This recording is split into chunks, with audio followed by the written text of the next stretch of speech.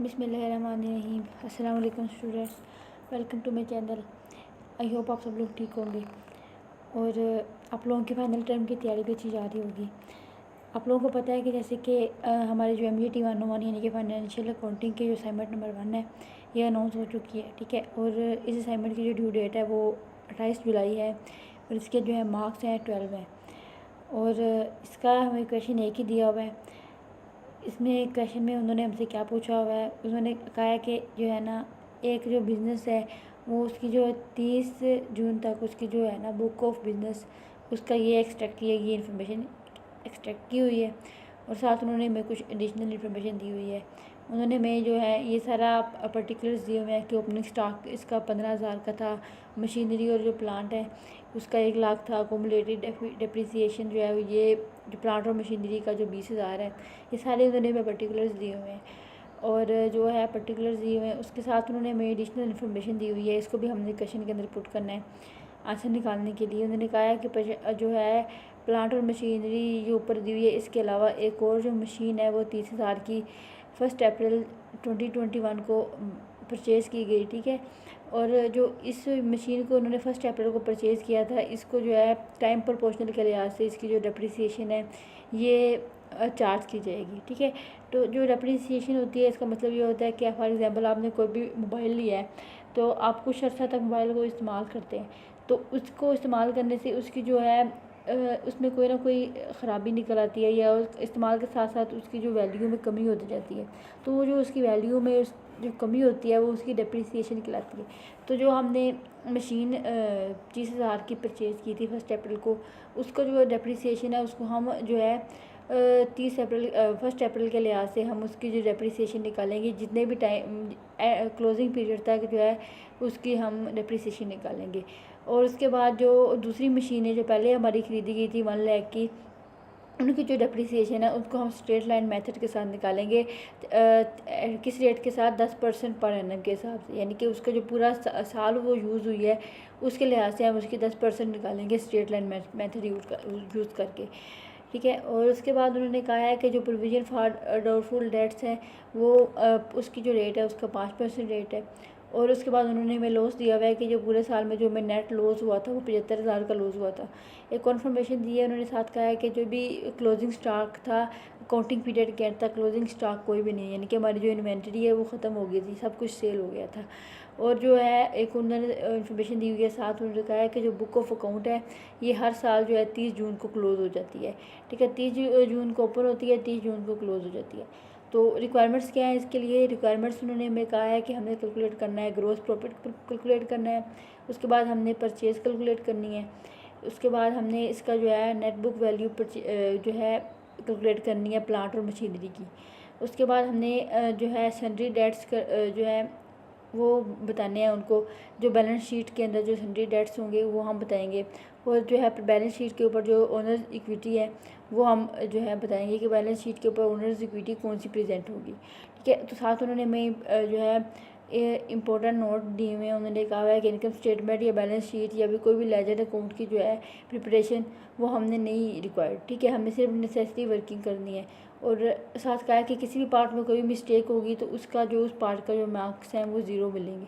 और उसके बाद कहा है कि साथ प्लस या माइनस के जो साइन है वो नेसेसरी हैं, ठीक है। अगर एडिशन और सब्सट्रैक्शन की तो हमने जो है ये लाजमी 7 मार्क्स ये प्लस और माइनस साइन लगाने हैं, वरना जो है हमारे जो वर्किंग को अवार्ड 0 मार्क्स दिए जाएंगे, ठीक है। तो चलिए सोल्यूशन की तरफ चलते हैं, सोल्यूशन अपना स्टार्ट करते हैं। तो जो हमारा सोल्यूशन है, सोल्यूशन में सबसे पहले तो इसकी जो ये फ़ाइल थी इसको मैंने जो है ना ऑनलाइन जो है PDF से वर्ड में कन्वर्ट कर लिया था और उसको इस सब चीज़ों को कॉपी कर लिया था। लेकिन ये ज़रूरी नहीं है कि आप लोग अपना क्वेश्चन भी लिखें, आप लोग सिर्फ आंसर से भी स्टार्ट कर सकते हैं, यानी कि सिर्फ यहाँ से भी स्टार्ट कर सकते हैं रिक्वायरमेंट से, ठीक है। तो आप लोग बेशक ये ऊपर वाला वर्किंग ना करें, आप लोग बस डायरेक्ट रिक्वायर्ड से लिखना स्टार्ट कर दें। तो रिक्वायरमेंट सबसे पहले हमारे पास है ग्रोस प्रॉफिट के हमने फाइंड आउट करना है। तो जो ग्रोस प्रॉफिट फाइंड करना है, ग्रोस प्रॉफिट के लिए हमें जो है ग्रोस प्रॉफिट के लिए हमें नेट सेल्स में से माइनस करना होता है कॉस्ट ऑफ गुड्स सोल्ड, यानी कि जो भी हमारी गुड्स सोल्ड की जो कॉस्ट होती है उसको हमने नेट सेल से माइनस कर देना है। तो हमें जो उन्होंने क्वेश्चन में दिया गया है कॉस्ट ऑफ गुड्स सोल्ड में उन्होंने दिया है 25,000 रुपीज़ और जो नेट सेल है वो 65,000 रुपीज़ दिए हुए हैं। तो हमने आराम से 65,000 में से 25,000 माइनस करना है तो हमारे पास ग्रॉस प्रॉफिट आ जाएगा। ठीक है, ये ग्रॉस प्रॉफिट हमारे पास आ गया। हमने इन दोनों को माइनस कर लिया।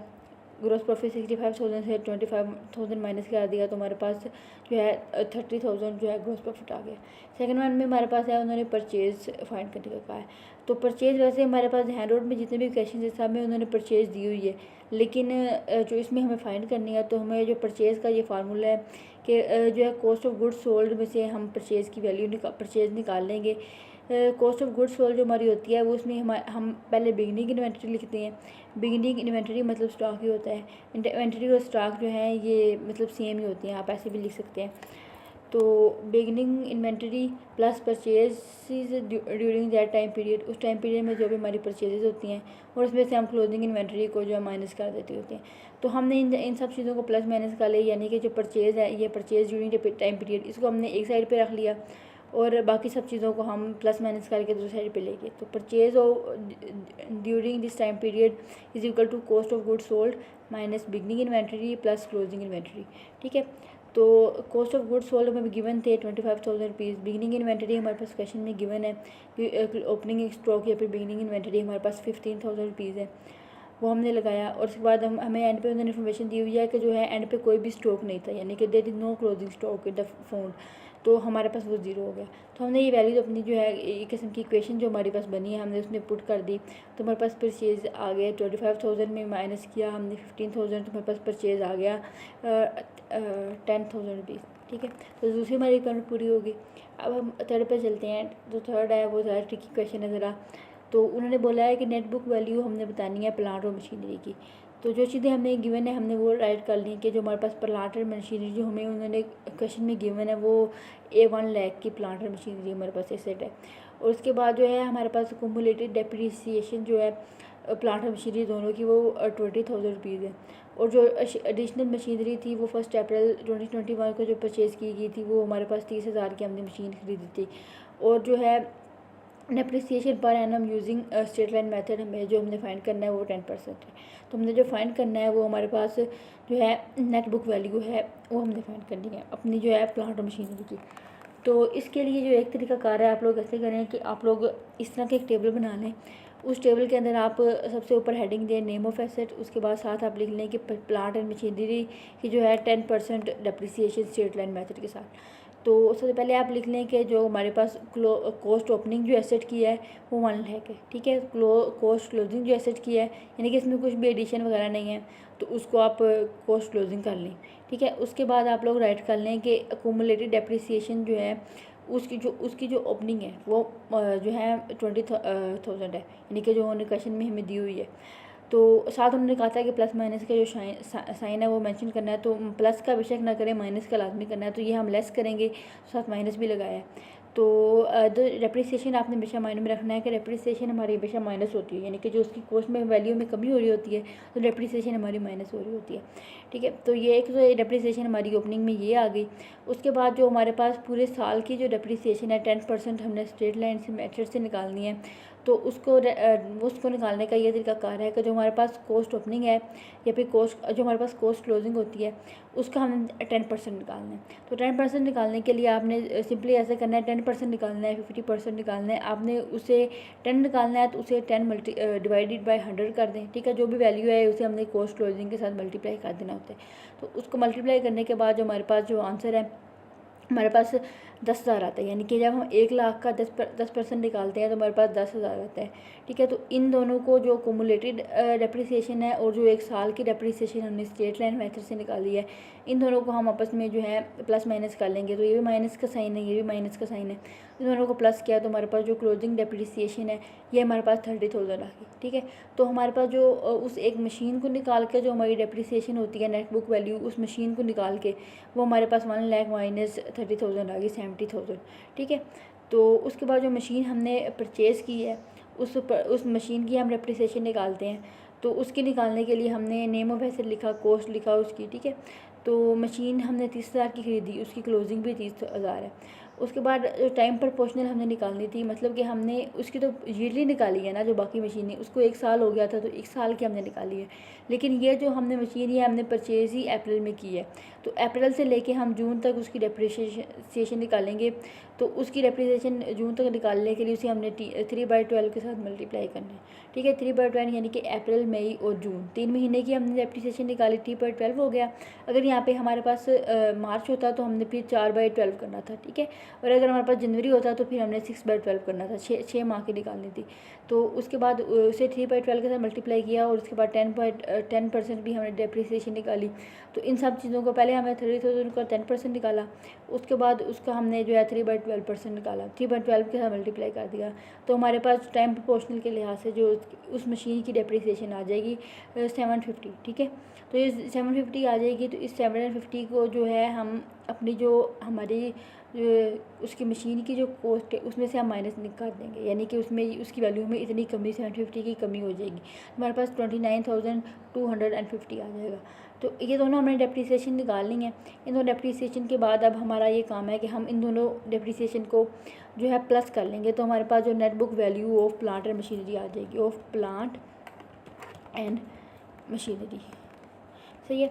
तो ये हमारे पास 99,250 आ जाएगा, यानी कि 99,250 रुपीज़, ठीक है। एक तो प्रोसेस इसका ये है, आप ऐसे कर लें, या फिर आप लोगों ने अगर इसको दोनों टेबल्स को एक टेबल में यानी कि एक फॉर्म में करना है, आंसर दोनों का सेम ही आना है, आप लोग वो कर लें, ये कर लें।